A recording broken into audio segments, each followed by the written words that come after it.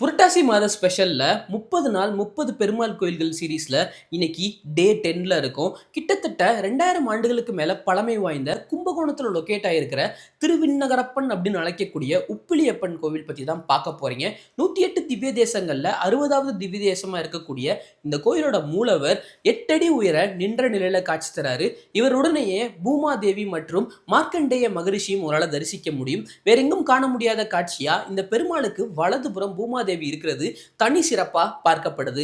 ஏன் இந்த கோயிலுக்கு உப்பிலியப்பன் அப்படின்னு பேர் வந்துச்சுன்னு கேட்டீங்கன்னா, ஒப்பிலியப்பன் அப்படின்றது அந்த கோயிலோட பேரா இருந்துக்கு. ஏன்னா எதனோடையும் ஒப்பிட முடியாதவன் அப்படின்னு இந்த பெருமாளை 4000 திவ்ய பிரபஞ்ச பாடல்கள்ல ஆழ்வார்கள் குறிப்பிடுறாங்க. அதனால இந்த பெருமாளை ஒப்பிலியப்பன் அழைக்கிறாங்க. இது நாளடைவில் உப்பிலியப்பனா மாறிடுச்சு. இது மட்டும் இல்லாம இந்த கோவில்ல பெருமாளுக்கு நெய்வேத்தியம் படைக்கப்படுற உணவுகள் எதுலையுமே உப்பு கலக்கிறது, அதாவது உப்பு இல்லாம தான் படைக்கிறாங்க இன்னைக்கு வரைக்கும். அதனாலையும் இந்த கோவிலுக்கு உப்பிலியப்பன் அப்படின்னு சொல்றாங்க. இந்த கோவிலை தென் தமிழகத்தோட திருப்பதின்னு அழைக்கிறாங்க. ஏன்னா திருப்பதி வெங்கடாஜலபதிக்கு எப்படி சுப்ரபாத பாடல் இருக்கோ அதே மாதிரி இந்த உப்பிலியப்பனுக்கும் அப்பனுக்கும் தனித்துவமான சுப்ரபாத பாடல் இருக்கு.